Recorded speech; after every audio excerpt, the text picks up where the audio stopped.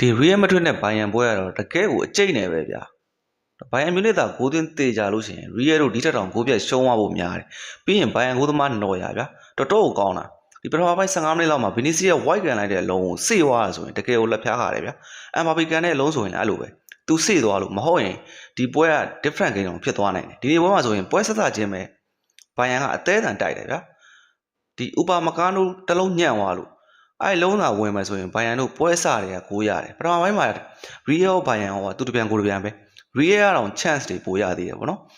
Mbappe လွတ်ထွက်သွားတဲ့အလုံးဆိုရင်လည်းဒီကိုသမားနော်ရစေ့သွားလို့မဟုတ်ရင်ဒီ game ကလုံးဝအဖြေပြောင်းသွားနိုင်တယ်ပြီးရင်ဒီနေ့ပွဲမှာဒီ Bayern Olise တော်တော်ကောင်းတာ Real ကစားသမား3ယောက်လောက်သူ့ကိုမထိန်းနိုင်ဘူးဒီ Bosque ရော Stamina ရောဘာမှပြောစရာမရှိလုံးဝ perfect ပဲတော့ဒီနေ့ပွဲမှာအဓိက highlight လုပ်ပြီးပြောရမှာတော့ဒီ Vinicius ပဲတော့ဒီနေ့ရှုံးပွဲသူ့ကြောင့်တော့ပြောလို့ရတယ်ဗျာဒီပထမ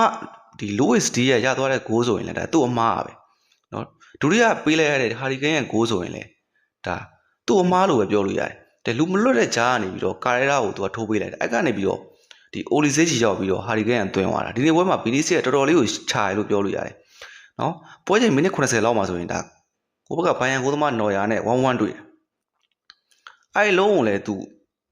ဂိုးပေါက်လွဲအောင်ကန်လိုက်တယ်အဲ့ဂိုးသာရခဲ့ရင်ဒီနေ့ပွဲကလုံးဝအဖြေတစ်မျိုးဖြစ်သွားနိုင်တော့ဒီနေ့ပွဲကဆိုရင် Bayern ဒုတိယပိုင်းပွဲဆက်စချင်းပဲ Harry Kane ရဲ့ဂိုးနဲ့2ဂိုးကိုမရှိနဲ့ပွဲကိုဖျက်ထားဘူးနော်ကုမ္ပဏီကဒီနေ့ပွဲမှာ Real Madrid ကိုကေးသက်ဂိမ်းလုပ်ဖို့ရည်ရွယ်ထားပုံရတယ်ကာနာဘရီကိုထုတ်တယ်မူစီယာလာနဲ့အဖွန်ဆိုဒေးဗီကိုထည့်တယ်အဲ့ဒါ2ဂိုးကိုမရှိနဲ့ဥဆောင်တဲ့အချိန်မှာတိုက်စစ်ထက်မြင်တာနော်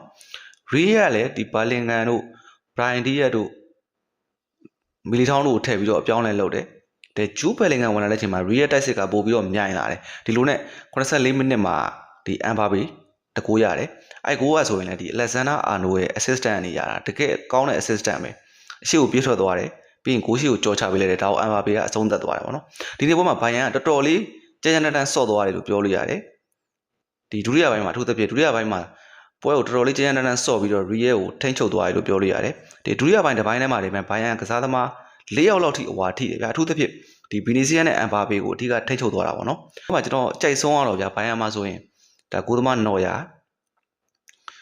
ဒီ Olise ကိုသမားနော်ယာရောက်တာမဟုတ်ရင်ဒီနေ့ပွဲက Real ကိုဗျာရှုံးတော့ရှုံးသွားနိုင်တယ် Real ဘက်မှာဆိုရင်တော့ဒီနေ့ပွဲမှာအကြိုက်ဆုံးကတော့ Alexander Arnold နဲ့ Mbappe ပဲကျန်တဲ့ကစားသမားတွေတော့တော်တော်ချတယ်ဗျာအထူးသဖြင့် Vinicius နဲ့ကားရဆိုရင်ဒီ Bayern Olise ကိုလုံးဝမထိန်းနိုင်ဘူးဘာဖြစ်လို့ Bayern ကတော့သူတို့လိုချင်တဲ့ရလက်ကိုဒီ Santiago Bernabeu မှာအရယူသွားပြီပဲဖြစ်ပါတယ်ဂိမ်းကတော့ဒါပြီးသွားတာတော့မဟုတ်သေးဘူးနောက်တစ်ကြောဒီ Bayern ရဲ့ကွင်း Alliance Arena မှာ Real Madrid ကတော့ရုန်းကန်ရတော့မှာဖြစ်ပါတယ်အားလုံးကိုကျေးဇူးတင်ပါ